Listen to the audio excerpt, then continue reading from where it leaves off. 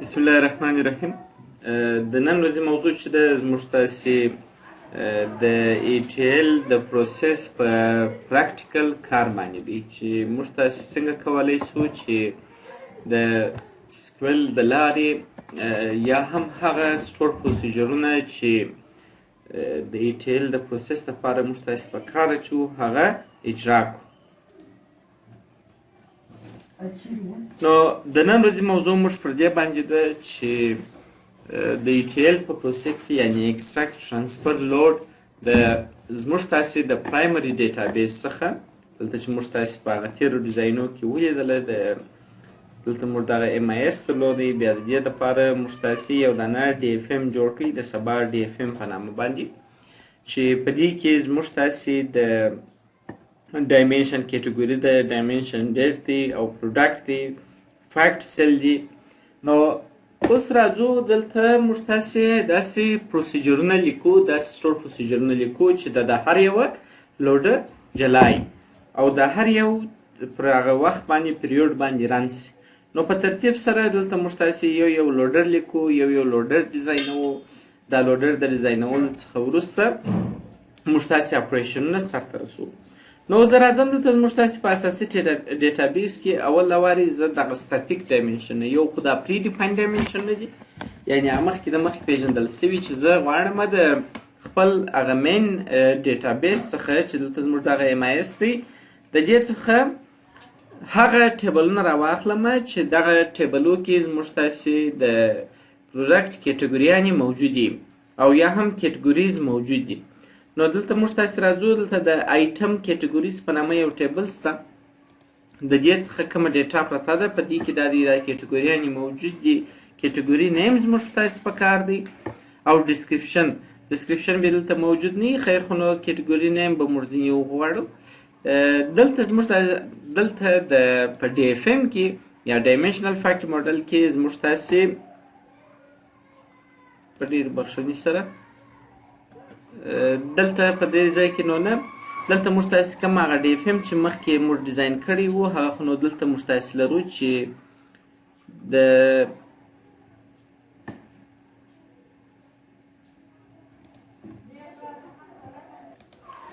نو په دې ځای کې زموږ تاسې د ډیټا وای هاوس اف سټوک په نامه باندې یو ډیټابیس لرو. په دغه ځای کې اوس راځو موږ تاسې داسې سکرپټونه د سکویل نشته کوو چې دا هر ډایمنشن جلا جلا زموږ تاسې دپاره لوډ کړي. اوس په اصل کې زموږ تاسې دغه د کیټګوري او د پروډکټ او د ډایمنشن او د سیل فیکټ چې دی دا د پرایمري ډیټابیس څخه فیډیږي او زموږ تاسې دلته دغه ټایم ډایمنشن چې دی دا باید خپله جوړ کړو. نو زه راځم دلته یو نوې وینډو اخلم، د کویري ده، نو ورته وایو چې کریټ راته جوړ کړه پروک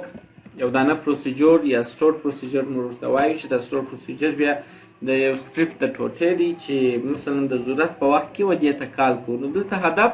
دا هغه پیریوډیک فنکشن دی چې موږ تاسې په پیریوډیک ډول باندې ودې ته کال کوو، په پیریوډیک ډول باندې د دې عملیې سرته رسوو. نو موږ وایو کریټ جوړ کړه پروک یو دانه پروسیجر زموږ تاسې دپاره. نو ورته وایو چې دا د کیټګوري، نو دلته به رشته کړو چې ډیم کیټ لوډر یعنې د کیټګوري د ډایمنشن لوډر دی په دې ترتیب باندې از. نو اوس راځو موږ تاسې وایو چې سلیکټ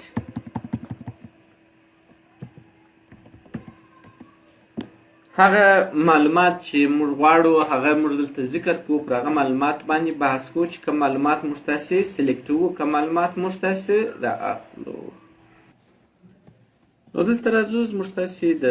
پرایمري ډیټابیس څخه ډیټا انتخابوو چې په هغه کې زموږ تاسې د ډیټا چې ده دلته په دغه MIS کې پرته ده.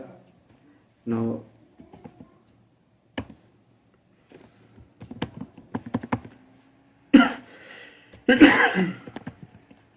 د دې MIS د ټیبل څخه چې دلته موږ تاسې دا که چیرې ایکسپینډ کړو هغه د ټیبل نوم موږ تاسې ته په لاس راکوي، ټول معلومات موږ ته په لاس راکوي. نو دلته راځم زه دا MIS ایکسپینډوم، په دې ځای کې زموږ دا دی ګورئ HTTPL item categories په نامه ټیبل دی HTTPL item categories نو د دغه ټیبل څخه موږ ډیټا رااخلو اوس دلته موږ دغه لوجیک جوړو دا لوجیک په دغه ترتیب جوړو چې د دې څخه موږ ډیټا راواخلو یوه دقیقه چې په دې کې د فرام کیورډ مو مس کړی دی نو دلته موږ تاسې یو لوجیک باید جوړ کړو یو لوجیک باید ایکسپینډ کړو جوړ یې کړو چې په دې باره کې زموږ سره همکاري وکړي چې موږ دغه ډیټا چې رااخلو دغه ډیټا باید په کوم ترتیب موږ ته راواخیستل شي نو دې که دی په دې ځای کې انوالید object name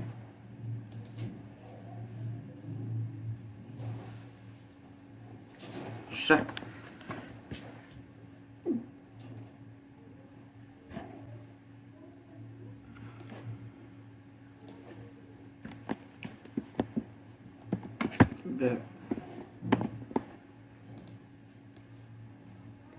داسې په دې ترتیب باندې معلوماتو لاسرسی ولرو